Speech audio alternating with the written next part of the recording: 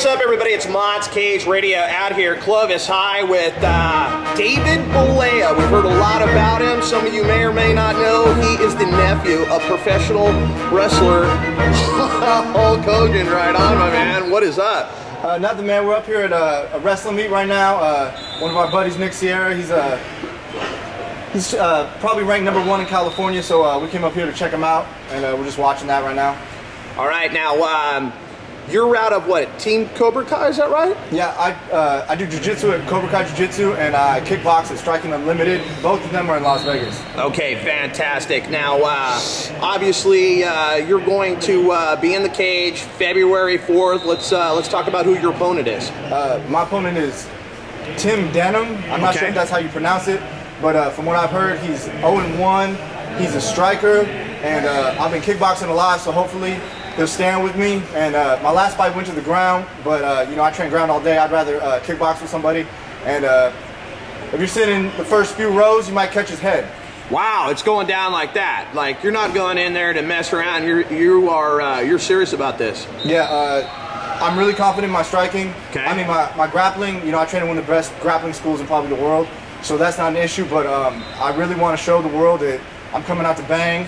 I'm coming out to take his head off. And I don't think he'll last past the first round. I mean, if he does, cool. That's a more exciting fight for the fans. But you know, because you're not getting paid by the hour or the minute or any of that stuff. You're just getting paid to win. Yeah, I'm getting paid. I'm getting paid to take his head off. So. All right. So obviously, none of us have seen you fight around here. How long have you been a professional fighter? Well, it's going on 2 years now. Okay. My first professional fight was for the XFC in Tampa, Florida. That was on HDNet, and there was 12,000 people there. It was televised nationally. A lot of pressure. Being Hulk Hogan's nephew, everybody always wants to know what I'm up to.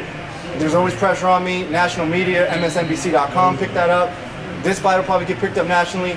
And you know, if Tim's a local fighter, that's cool, but I don't think he's used to the kind of pressure that fighting somebody with a celebrity name recognition that I bring is going to pose to him. So, yeah.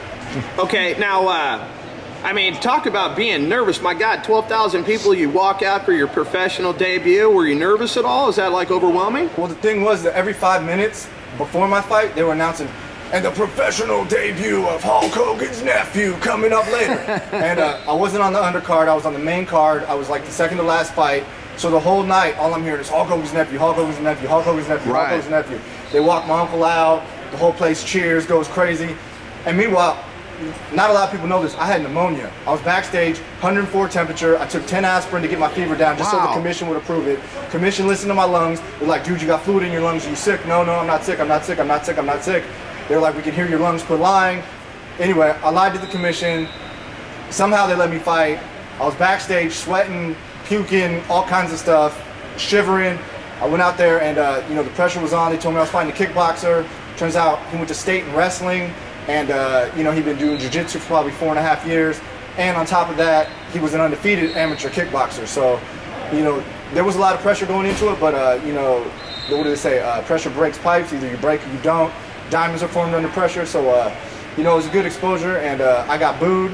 I've never been booed by 12,000 people at once. Wow. It's overwhelming. You can't hear yourself talk. You can't hear yourself think. I was trying to tell threesome jokes and all kinds of shit on the mic, but I couldn't even hear myself talk. I was supposed to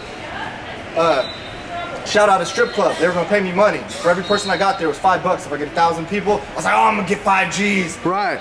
Wrong. I couldn't hear myself, anything, just boo, boo. Right. Because I beat the local boy, you know, so it is what it is. That is outstanding. Well, obviously, February 4th, Tim Denham, you return to action. How long has it been since your last fight, my man? 2 years. Okay, so it's been a while. A little bit of ring rust, or you just been training? What do you think? No, I've been training. I feel good.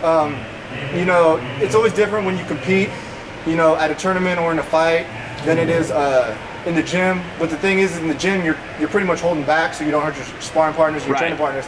In this fight, you know, you get to go 100%, and that's when you get to have fun. So I'm looking forward to it. And hopefully we get to get a kickboxing match going on with the 4-ounce gloves. Yeah, that sounds like a good time out there. All right, there you have it. David Bollea, aka Hulk Hogan's nephew, in the building. All right, and hopefully we'll get a chance to catch up with you again before the fight. Thanks again, my man. Right on.